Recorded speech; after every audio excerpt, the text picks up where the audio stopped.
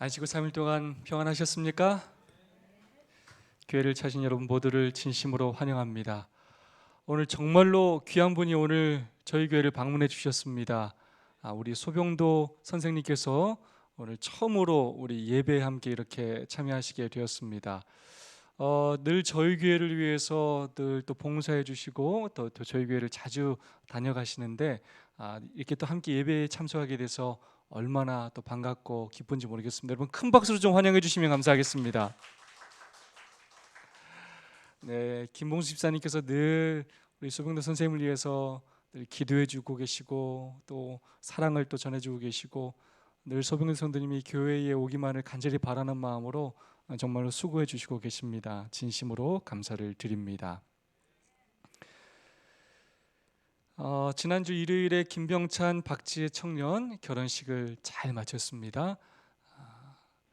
한 마음으로 기도해 주시고 또 격려해 주신 축하해 주신 모든 분들께 진심으로 감사를 드립니다.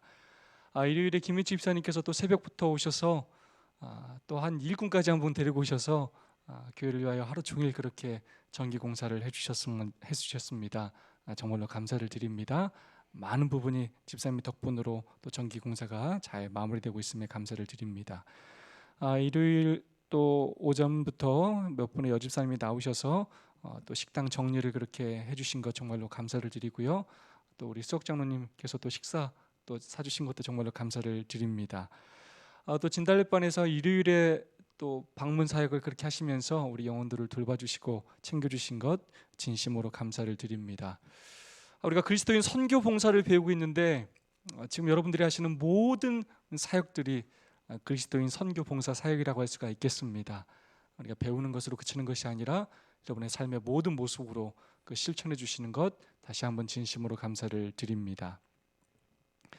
우리 이기혁 성도님 지난주 안식일에 좀 몸이 안 좋으셔서 못 오셨는데 그래도 또 오늘 회복된 모습으로 교회에 올 수 있어서 얼마나 반가운지 모르겠습니다. 감사합니다. 우리 옆사람과 사랑과 소망을 담아서 우리 하늘까지 함께 갑시다. 인사하고 시작하도록 하겠습니다.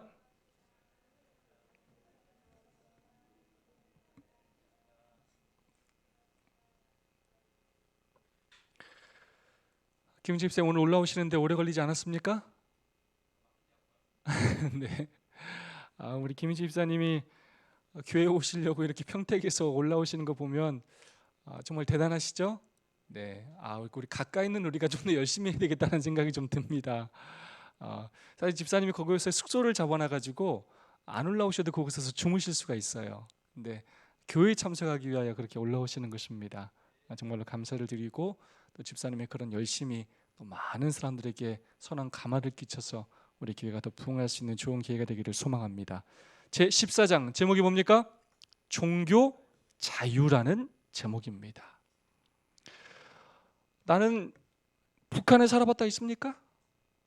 북한에 살아본 적 있습니까? 나는 자유를 빼앗겨 본 적 있다 여러분 있으십니까? 있어요? 나 일제시대 때 살아봤다 있습니까? 얘가 연세 많으신 우리 성도님들도 계심에도 불구하고 저희 중에서 이렇게 자유를 빼앗겨 본 적 있었던 사람은 많지 않은 것 같아요. 남자들은 군에 갔을 때 약간 불편함을 경험했을지 모르겠지만 우리가 그것 갖고 자유를 뺏겼다라고 얘기하진 않죠?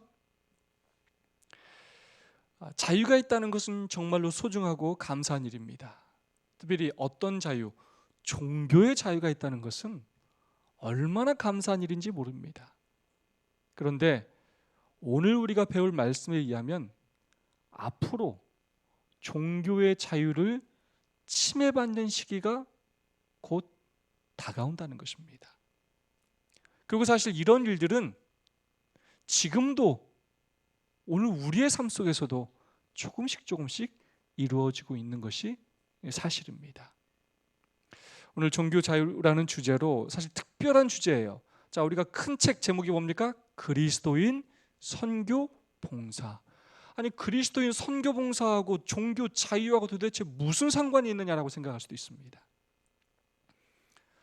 예수님의 사업을 위해서 또 이웃을 돕는 일에 있어서 우리가 어떤 방법으로 해야 할지 배우는데 그 중에 한 파트가 어떤 부분도 있냐면 바로 종교 자유에 대한 부분도 있다는 것입니다.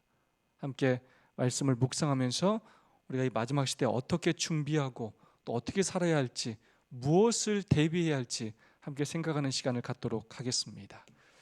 적절한 기도라는 챕터입니다. 제가 봉독하겠습니다. 다윗은 다음과 같이 기도하였다. 저희가 주의 법을 폐하였사오니 지금은 여호와의 일하실 때이니이다. 이것은 현대도 똑같이 타당한 기도이다. 세상은 하나님으로부터 멀리 떠나 방황하며 이 세상의 무법한 상태로 인하여 사람들은 두려워 떨고 있으므로 위대한 왕 예수께 충성한 자들은 개혁 사업을 해야 할 것이다. 법안권은 여호와의 안식일 대신에 거짓 안식일을 대체함으로써 하나님의 율법을 변경하고자 했다. 그래 모든 종교계가 참 안식일을 부정한 발로 짓밟고 거짓 안식일을 숭배하기에 이르렀다. 하나님의 율법은 그리스도와 그의 천사들, 사단과 그의 천사들 사이에 마지막 대쟁투의 초점이 되며 이것은 온 세계를 위한 최후의 결전이 될 것이다.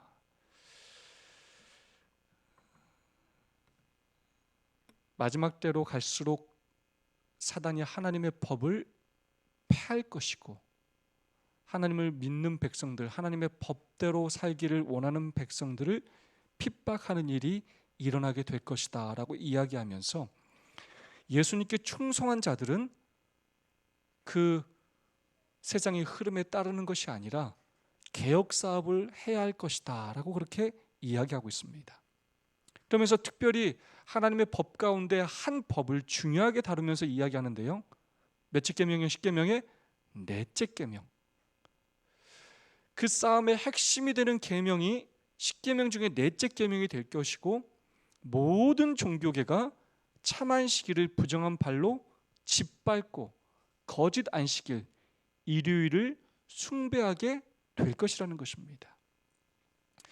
이번에 코로나가 이렇게 작년부터 우리의 삶을 위협하고 또 국가의 경제뿐만 아니라 생명을 위협하면서 아무렇지도 않게 이제 국가가 여러 가지를 제한하는 일들이 굉장히 일반적인 일이 되었습니다.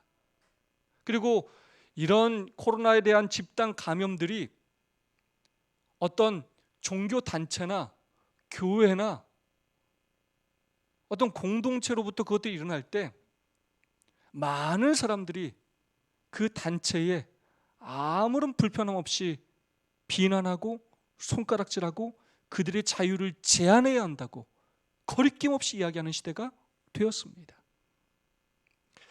예전 같았으면 이것이 과연 가능한 일일까라고 우리가 생각할지 모르겠지만 점점 그렇게 할 수 있는 시대가, 그렇게 하는 것이 너무나 당연하고 그렇게 해야 된다라고 생각하는 시기가 점점 다가오고 있다는 것입니다.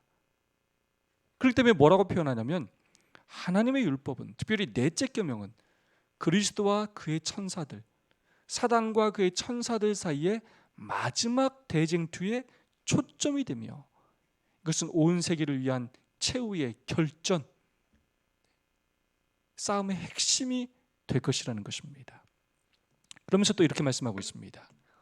요직에 있는 사람들이, 요직에 있는 사람들, 정치인이든 종교인이든 아주 요직에 있는 사람들이 공공연하게 안식일을 무시하고 경시할 날이 올 것이라는 것입니다. 신성한 강단에서조차도 신자들에게 주일 중 첫째 날을 지켜야 할 것을 역설하며 인간이 만들어 놓은 이 제도를 옹호하여 전통과 관습을 따르도록 호소할 것이라는 것입니다. 이미 교황은 일요일을 쉼의 날로 여겨야 한다고, 준수해야 한다고 끊임없이 그는 그렇게 호소하고 있어요. 그리고 이제 그 강조하는 그 내용이 기후를, 우리가 지금 많이 기후가 변화되면서 더 지구가 점점 살기 어려워지고 우리에게 많은 피해를 준다는 그 이유로서 안식일은 모든 것을 하지 말고 쉬어야 한다라는 그런 법들이 계속해서 미국을 통하여 그 법들이 제정되고 있는 현실입니다. 그러면서 일요일을 쉬어야 한다, 전통과 이 관습을 따르도록 호소할 것이라는 것입니다. 자, 그 다음에 중요한 표현입니다. 그들은 육지와 바다에 이르는 재난들, 폭풍, 홍수, 지진, 화재를 인류를 거룩히 준수하지 않음으로 인하여 일어난 하나님의 분노의 심판이라고 말할 것이다. 이러한 재난들은 나날이 늘어날 것이며 또 꼬리를 물고 계속될 것이다. 하나님의 율법을 폐한 자들은 넷째 계명의 안식일을 준수하는 적은 무리들을 가리켜 세상에 진노를 가져오게 한 자들이라고 말할 것이다. 이러한 거짓 안식일은 깨어있지 않은 자들을 유혹하기 위하여 사단이 만들어낸 고안이다. 앞으로 이런 전염병들, 홍수, 폭풍, 지진, 화재가 일어난다는 것입니다. 그러면 그 핑계를 이제 누구에게 돌린다고요? 너희들이 일요일을 준수하지 않고 이 법을 준수하지 않고 니네 마음대로 했기 때문에 이런 일이 생기는 것이다 라고 비난한다는 것입니다. 마치 지금 많은 사람들이 코로나가 일어나는 것이 종교계 교회 때문이다, 교회만 닫으면 코로나가 줄어들 것이다 라고 주장하는 사람들이 굉장히 많아요. 그런데 이제 더 많은 사람들이 이제 힘을 합쳐서 종교계가 연합하고 해서 이제 그들이 일요일을 중심으로 뭉치게 되고 그 모든 재난의 원인이 안식일을 준수하는 자들 때문이다라고 이야기하는 시대가 온다는 것입니다. 그것이 하나님의 분노의 심판이다라고 말할 것이라는 것이에요. 일요일 회복 운동이 일어나는데 그 운동에 많은 배도한 기독교 단체들 뿐만 아니라 캐톨릭을 중심으로 정치, 종교계가 손을 잡고 그 모든 일을 이끌어갈 것이고 그것에 가담하지 않는 하나님의 계명을 지키며 예수의 증거를 가진 우리 제7일 안식 예수 재림교회를 그들이 비난하며 손가락질하며 그 책임을 저희에게 돌릴 것이라는 것입니다. 마치 로마에서 대화재가 났을 때 그 화재의 책임을 네로 황제가 그리스도인들에게 돌려서 엄청나게 많은 그리스도인들을 잡아 죽였던 그런 역사가 이 마지막 시대 또한 일어날 수 있다는 것입니다. 그러면서 다가오는 사건들, 앞으로 어떤 일이 다가올 것인가 정확히 예언하고 계십니다. 사람들은 하나님의 율법과 정반대되는 법률을 높이며 그들이 하나님을 믿는다고 하는데 하나님께서 중요하다고 여긴 것들은 폐하면서 인간이 만든 그 법률들은 높이면서 그것들을 아주 엄격하게 시행할 것이라는 것입니다. 그들은 그들의 법률을 시행하는 데는 열심일 것이나 여호와의 말씀에 라는 단순한 진리는 외면할 것이다. 또한 거짓 안식일을 높이는 반면 사람들이 하나님의 품성의 사본인 여호와의 율법을 준수하지 못하도록 강요할 것이다. 하나님의 종들은 비록 아무 잘못이 없을지라도 사단에게 격동된 시기심과 악의에 가득 찬 사람들에 의하여 수치와 능욕을 당할 것이다. 여러분, 오늘날을 한번 생각해 볼까요? 잘 못하는 교회들 또 기독교인들이 있기도 하고 있을 수도 있습니다. 그러나 그렇지 않은 많은 교회들과 기독교인들까지도 세상에서 사람들에게 비난의 대상이기도 하고 욕을 먹기도 하는 시대가 되었습니다. 사단이 계속 어떻게 한다고요? 시기심과 악의에 가득 찬 사람들을 활용해서 끊임없이 비난하고 수치와 능욕을 당하게 한다는 것입니다.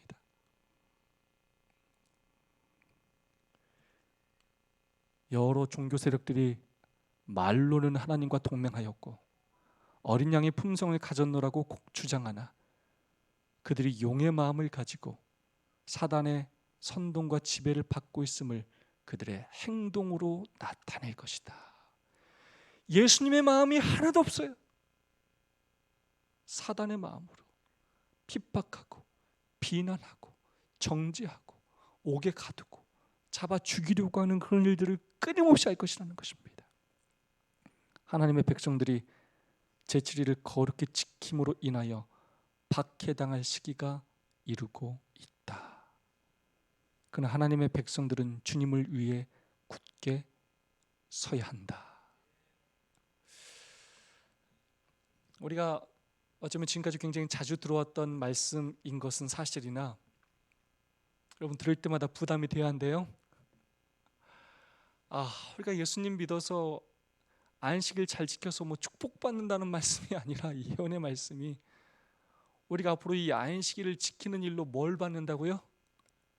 박해를 받는다는 것. 그것이 이미 예언이 되어 있어요. 그리고 세상에 지금 그렇게 가고 있어요? 안 가고 있어요? 정확히 그렇게 흘러가고 있어요. 왜 하나님은 선지자를 통하여 우리에게 이 기별을 일찍이 가르쳐 주셨을까요? 왜요? 뭐 하라고요? 준비하라는 거예요. 이런 일들이 일어날 때 이것이 내가 다 너희들에게 미리 가르쳐 준 일이고, 그러나 그것이 끝이 아니라 너희들이 그 핍박에 그냥 쓰러지고 그걸로 그냥 죽고 끝나는 것이 아니라 마침내 내가 너희들을 지켜줄 것이고 마침내 너희들이 구원받을 것이라는 사실을 기억하라는 것입니다. 그래서 이 안식일이라는 것이 하나님과 사단과의 이 선악관의 대쟁투에서 얼마나 중요한 쟁점인지, 오늘 우리가 지키고 있는 이 안식일이 정말 아무것도 아닌 것처럼 느껴지는 이 안식일이 얼마나 하나님에게 있어서 중요한 것인지, 사단이 얼마나 이것들을 또한 중요하게 여기는지 깨달아 알라는 것입니다. 성경에도 이 사건이 분명히 등장해요. 다니엘서 3장에 금신상 사건을 통하여 똑같이 등장합니다. 느부갓네살 왕이 꿈을 꾼 후에 그 꿈을 해석하지 못했을 때 하나님께서 다니엘을 통하여 그 신상의 꿈을 해석해 주었고, 느부갓네살 왕은 그것을 다 이해했음에도 불구하고 자신의 나라가 영원하기를 바라는 마음으로 금머리였던 바벨론을 상징하는 그 금신상으로 자기가 봤던 신상 그대로 그렇게 금신상을 만들었습니다. 그리고는 느부갓네살 왕이 금으로 신상을 만들고 고는 60규빗이요 광은 6규빗이라 그것을 바벨론도의 두라평지에 세운 다음에 뭐라고 하냐면 금신상에게 다 뭐 하라고요? 절하라는 거예요. 절하지 않으면 뭐 하겠다고요? 즉시 극렬히 타는 풀무불에 던져 넣을 것이다 라고 명령을 합니다. 조서를 내려요. 법으로 제정을 해요.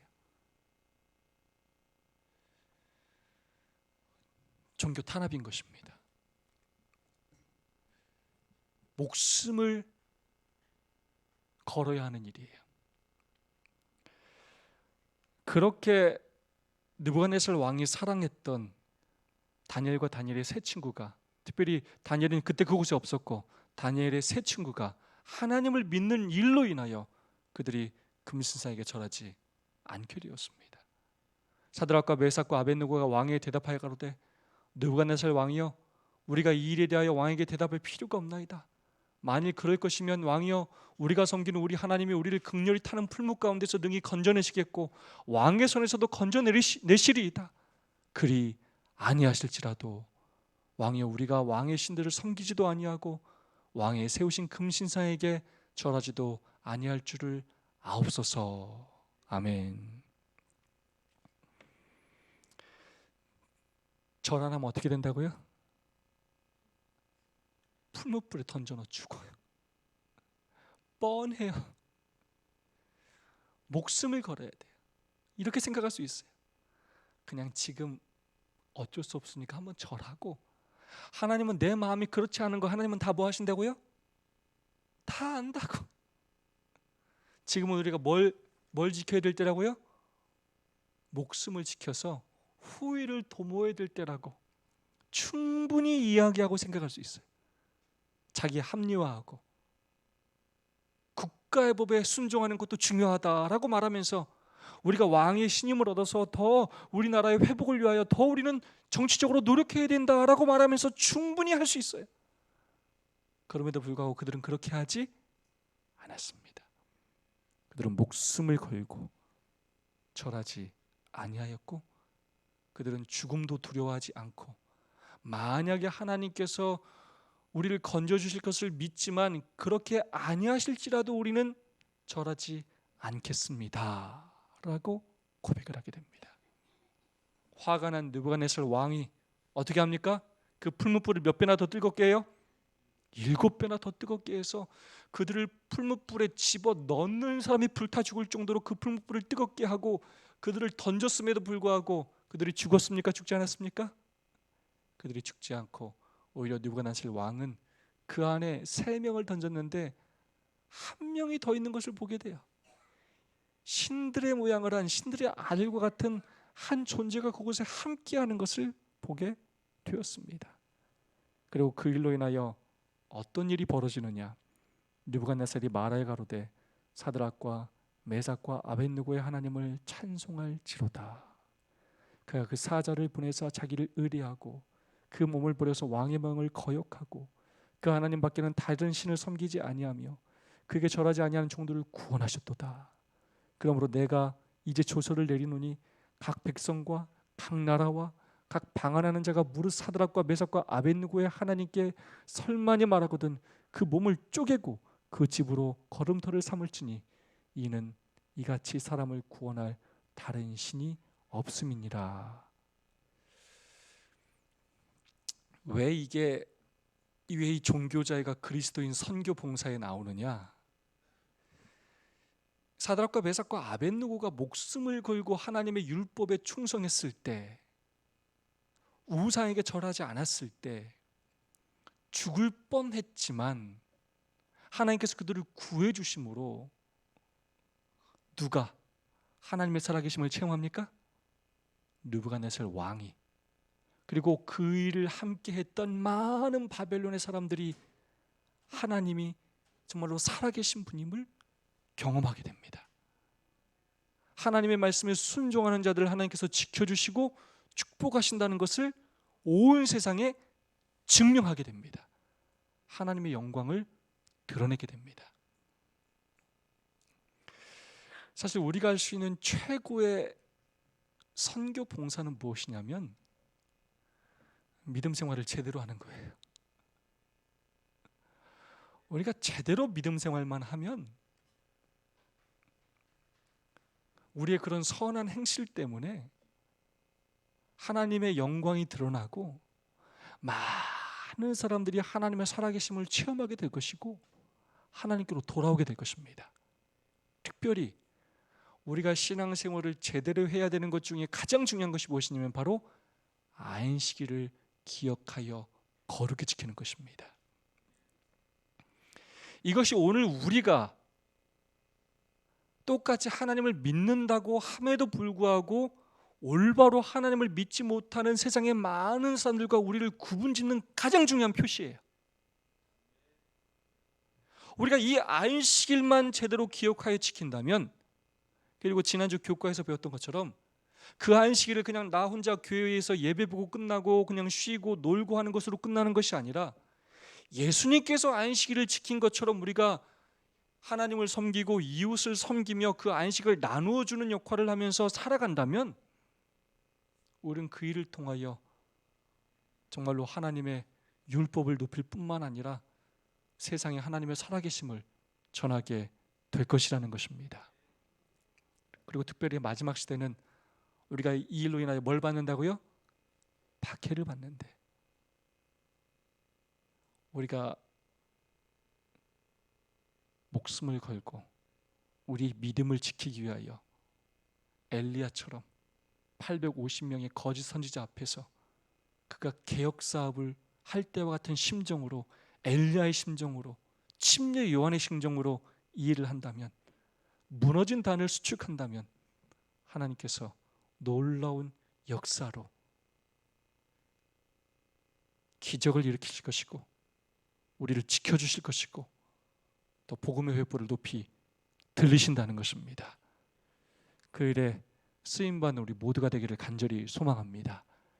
두려워하기보다는 오히려 우리가 이 일을 위하여 잘 기도하고 준비함으로 하나님께 쓰임받는 도구가 될 수 있기를 간절히 소망합니다. 제가 제림마을에서 이런 기사를 좀 다시 한번 확인했습니다. 최근에 많은 자격증 시험들, 많은 시험들이 지금 안식일에 치러지고 있습니다. 가슴 아픈 일입니까? 정말 가슴 아픈 일이에요. 만약 내 자녀가 그 시험에 걸린다면, 의사고시를 만약에 봐야 되는데, 아니 간호사 시험을 봐야 되는데, 아니 때로 임용고시를 봐야 되는데 4년 6년 그렇게 열심히 공부하고 그 시험을 보는 날이 안식일이라면 이거 어떻게 합니까? 정말 고민되지 않겠습니까? 이렇게까지 하나님을 믿어야 되나? 혼란스럽지 않겠습니까? 하나님이 원망스럽고 내가 왜 하필 많은 교회 중에 이런 교회를 다니나? 아니 그 안식일을 꼭 지켜야 구원받냐? 한 번 안식일 어기는 게 대수냐? 라고 충분히 또 생각하지 않겠습니까? 그런 일들이 앞으로도 계속해서 일어나도록 사단이 계속 국가기관에 압력을 놓고 핍박하고 시험할 텐데 우리가 어떻게 살아야 하느냐는 것입니다. 한 K씨의 경험이 이곳에 실렸어요. 지난 10월의 일이다. 대학에서 통계학을 전공한 K씨는 4차 산업혁명 시대의 핵심 분야 중 하나인 데이터 분석 관련 직종에서 일하고 싶었다. 그동안 배웠던 통계학 지식뿐 아니라 데이터 분석 지식을 갖추는 데 이용하겠다는 생각에서 그는 데이터 분석 준 전문가 시험을 준비하기로 했다. 하지만 꼭 문제가 생겼다. 한 해 4번의 자격 시험일이 모두 토요일에 배정된 것.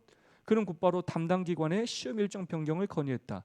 자신이 토요일을 예배일로 지키는 제7일 안식일 예수 재림교인임을 밝히고 현임과 같은 방식이라면 재림교인은 이 시험을 치르지 못할 것이라며 불합리한 제도를 개선해 줄 것을 요구했다.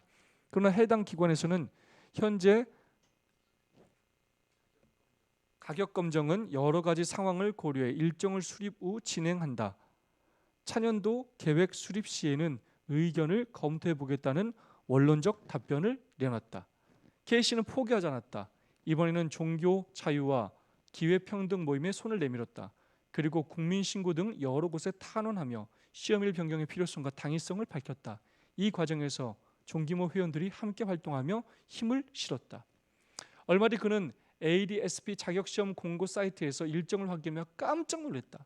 2020년 예정됐던 4번의 자격증 시험 중 2번의 시험이 토요일에서 일요일로 변경된 것이다. 그리고 지난 6월 7일 일요일 자격시험에 응시해 얼마 전 합격 통지를 받았다. K씨는 탄원을 시작한 후 기도 응답이 이루어지기까지 4개월의 시간이 걸렸지만 하나님의 도우심이 나의 발걸음을 여기까지 인도하셨다는 사실에 감사하다며 에베네셀의 하나님을 찬양했다. 그는 앞으로 자신처럼 안식일에 자격증 또는 국가시험으로 어려움을 겪는 사람을 위해 기도하며 문제 해결에 힘을 쏟겠다고 약속했다. 자신이 쌓은 데이터 분석 분야 지식을 하나님 사업에 도움이 되는 데 사용하는 재림꾼이 되겠다고 다짐한 건 물론이다. 참 감사한 일 아닙니까? 내 생계가 달렸는데 한 번 안식을 어기는 게 평생을 내가 안식을 지키며 살 건데 이거 자격증 따가지고 내가 앞으로 더 봉사하며 살면 돼 라고 많은 사람들이 생각해요. 그러나 그는 그렇게 하지 않았어요. 오늘 우리가 했던 첫 번째 말씀이에요. 저희가 주의 법을 폐하였사오니 지금은 여호와의 일하실 때이니이다. 하나님께서 일하시도록, 이게 하나님의 법이니까, 저는 하나님의 법을 준수하고 싶으니까 하나님 뭐 해달라고요? 나를 위해서 일해달라고요. 도와달라고요. 기도하자는 것입니다. 기도해야 된다는 것입니다.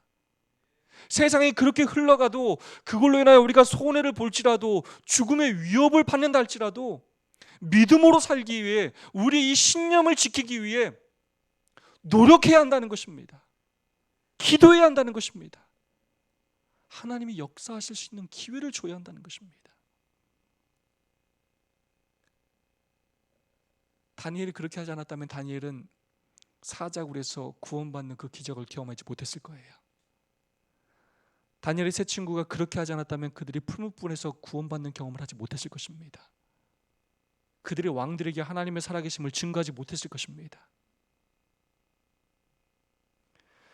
하나님께서 우리에게 주신 가장 중요한 임무, 사명 가운데 하나는 무엇이냐면 하나님의 율법을 수호하는 것입니다. 율법을 지키는 것입니다. 그래서 남은 무리의 특징 2가지가 하나님의 계명을 지키며 예수의 증거를 가진 자들인 것입니다.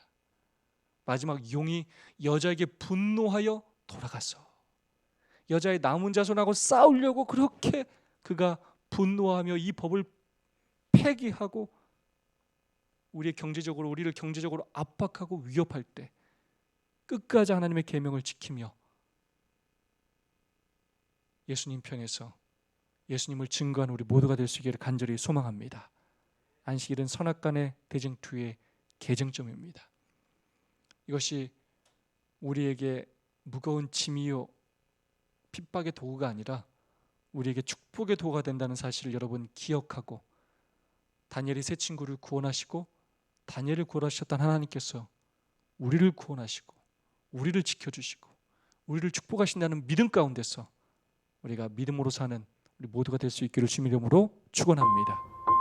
우리 두 사람 또는 세 사람 함께 짝을 지어서 함께 말씀을 나누는 시간을 갖도록 하겠습니다. 내가 그렇게 하기 위해서는 우선 내가 지금 종교의 자유가 있을 때 내가 안식일을 어떻게 지키는지를 한번 돌아봐야 하겠습니다. 이렇게 종교의 자유가 있을 때도 안식일을 지키지 못한다면 그런 핍박이 있을 때 우리가 어떻게 우리의 목숨을 걸 수가 있겠습니까? 지금 내가 변해야 할 나의 안식일의 모습은 무엇인지, 어떻게 내가 안식일을 준수하기 위하여 새롭게 마음을 다짐해야 할지 돌아보시고 또 서로 간증하시고 또 서로를 위해서 기도해 주시는 시간 가지시면 좋겠습니다. 두 분 또는 세 분씩 짝을 지어서 함께 말씀을 나눠주시면 감사하겠습니다. 다시 한번 우리 소병도 선생님 진심으로 환영하고 또 세 분이 함께 또 즐거운 시간 가지시면 좋겠습니다.